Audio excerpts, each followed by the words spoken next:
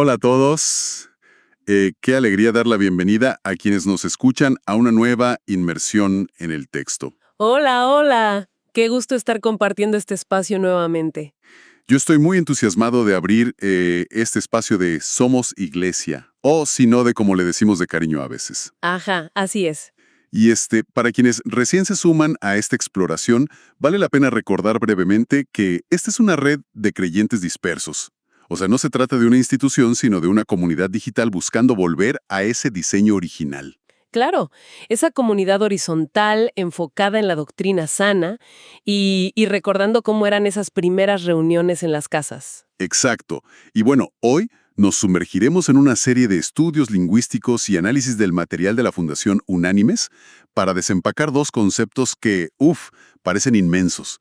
Pero antes, creo que estamos en el episodio 3 de 9, ¿verdad? Así es, estamos en el episodio 3 de esta serie sobre la Iglesia Apostólica. Y para mantener el hilo, en nuestra exploración anterior estuvimos analizando el templo físico de Jerusalén. Tremendo tema ese. Sí, muy profundo. Y la pregunta que quedó en el aire fue precisamente ¿cómo impacta ese lenguaje del templo en lo que hacemos hoy? Y esa es la misión de hoy. ¿Ok? Vamos a desempacar esto. Hoy vamos a analizar dos palabras que usamos muchísimo, pero que quizá hemos entendido mal, que son adoración y culto. Es un tema que desafía muchas perspectivas, la verdad. A veces es necesario dejar las tradiciones un momento a un lado y circunscribirse directamente a las escrituras para no heredar errores históricos. Tiene mucho sentido. Y para evitar cualquier anacronismo, hoy la conversación se pondrá un poco técnica. Vamos a ir al idioma original en el que se escribió el Nuevo Testamento, al griego, para buscar qué significaban realmente estas palabras. Y para lograr eso con rigor, tenemos que hablar de la Septuaginta. Claro, y aquí hago una pausa, porque quienes nos escuchan podrían estar pensando, a ver, un momento, si vamos a analizar el Antiguo Testamento, ¿por qué ir al griego si se escribió en hebreo? Es una excelente observación. La respuesta reside en un contexto histórico fascinante. Resulta que mucho antes de Jesucristo había comunidades judías enormes viviendo fuera de Israel, específicamente en Alejandría, en Egipto. Ajá. Y con el paso de las generaciones, dejaron de hablar hebreo. El idioma cotidiano, el de la calle, era el griego antiguo. Pura necesidad de comunicación entonces. Exactamente. Así que se le encargó a unos 70 traductores, de ahí el nombre, Septuaginta, que tomaran el Antiguo Testamento hebreo y lo pasaran al griego. Y es ahí donde empezamos a rastrear la palabra que hoy traducimos como adoración. En el griego, esa palabra es proskuneo. Proscuneo. Y aquí es donde se pone realmente interesante, porque los números son contundentes. Si buscamos proscuneo en el Antiguo Testamento griego, aparece 204 veces. Múltiples veces, sí. Y en el Nuevo Testamento, 61 veces. Son muchísimas menciones. Es una cantidad inmensa. Pero el gran hallazgo del texto fuente es que en ninguna de esas apariciones la palabra significa cantar. No significa orar, ni predicar, ni leer la Biblia. Es un golpe a nuestra tradición, ¿verdad? Totalmente. Entonces la pregunta es, ¿qué significa literalmente proscuneo? Significa postrarse. Es la acción motriz de caer hacia adelante, arrodillarse, echarse al piso y poner la frente sobre la tierra ante un rey o ante una divinidad. A ver, espera. Eso suena lógico bajo la lupa técnica. Pero, ¿qué pasa con los salmos? Porque leemos que el rey David cantaba, tocaba instrumentos y adoraba.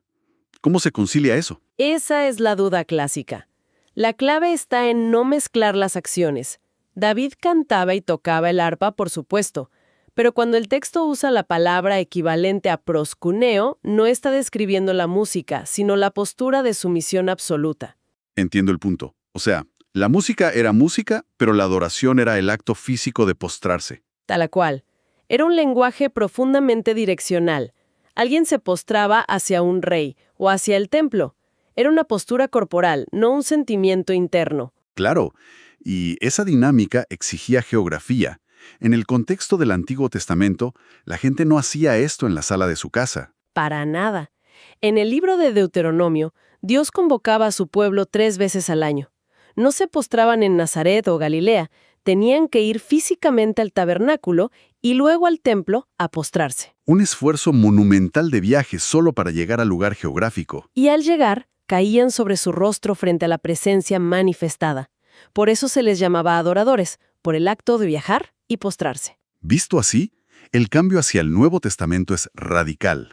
Si nosotros hoy somos el templo del Espíritu Santo y Dios habita en nosotros, ya no hay un lugar externo al cual ir a postrarnos. Exacto. No podemos viajar hacia adentro de nosotros mismos para hacer una postración física hacia una deidad externa. Es un cambio de paradigma total.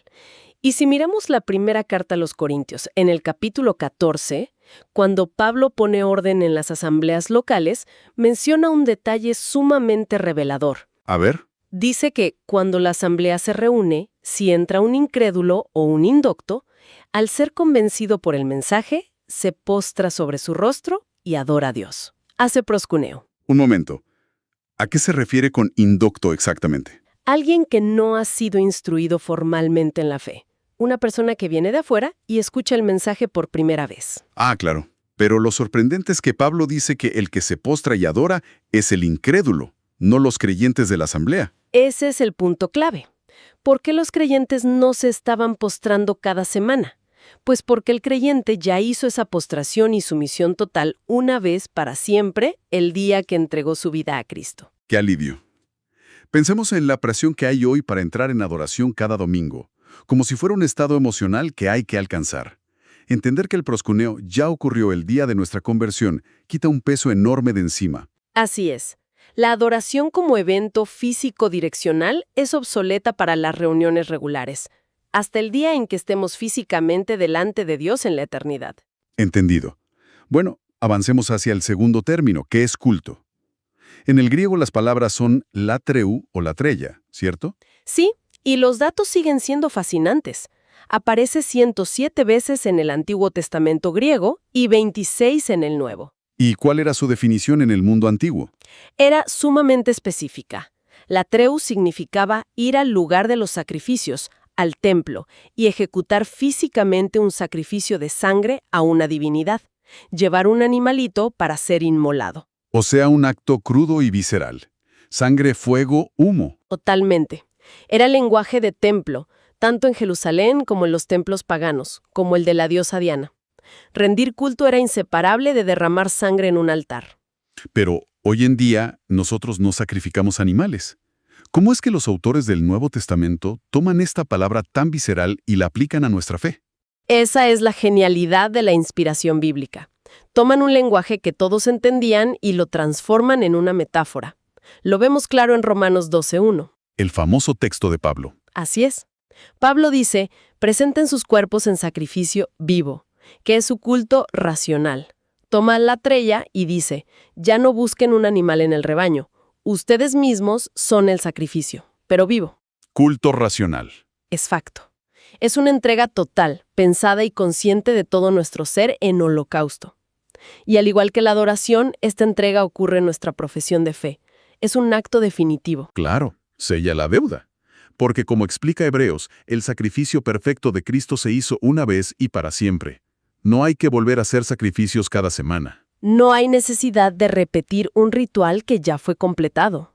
Lo cual nos permite sintetizar el gran asombro de nuestra exploración de hoy. Resulta que aplicar las palabras culto y adoración a nuestras reuniones en casa es usar un lenguaje completamente anacrónico. Es pedir prestado un vocabulario de la era de los templos de piedra, un lenguaje que las eclesias del primer siglo no utilizaban para definir sus asambleas. Y si todo este lenguaje quedó obsoleto con la obra de Cristo, tuvo que haber un momento donde los discípulos desaprendieron esto, ¿no? Porque no pasaron del templo a las casas por arte de magia. Ese momento existió y fueron los 40 días que Jesús pasó con sus discípulos después de resucitar. Aunque no tenemos un registro de cada palabra, podemos inferir qué les enseñó sobre cómo reunirse observando lo que salieron a hacer inmediatamente después en el libro de los Hechos. Ahí vemos el diseño original, muy diferente a lo que se desarrolló a partir del siglo IV con la institucionalización. Exactamente.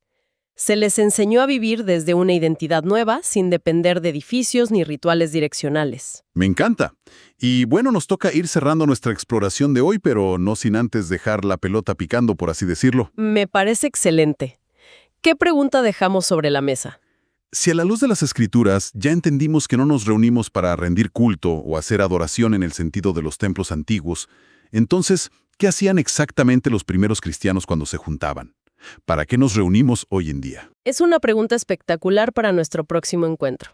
Y a quienes nos escuchan, sabemos que desaprender conceptos tradicionales puede generar muchísimas preguntas nuevas. ¿Es normal? Totalmente normal. Por eso, si todo esto resuena con ustedes, si sienten que tienen dudas parecidas y quieren explorarlas sin filtros denominacionales, les compartimos que en sinode.org hemos estado construyendo un espacio. Sí, es un recurso muy valioso. Hay una wiki con más de 170 artículos organizados desde la escritura y una comunidad digital abierta y gratuita que está en este mismo camino. Sin presión, solo por si les interesa profundizar. Excelente recomendación. Y por mi parte, invito a quienes nos acompañan a reflexionar personalmente sobre cómo fue su propia entrega racional a Dios, ese momento de sumisión total que ya ocurrió. Me sumo a esa invitación. Ha sido un recorrido sumamente enriquecedor y me despido con mucha gratitud por esta charla. El sentimiento es mutuo. Cerramos aquí, deseando de todo corazón que el Señor Jesucristo colme de gracia y bendiciones a toda nuestra audiencia. Nos encontramos en la próxima entrega.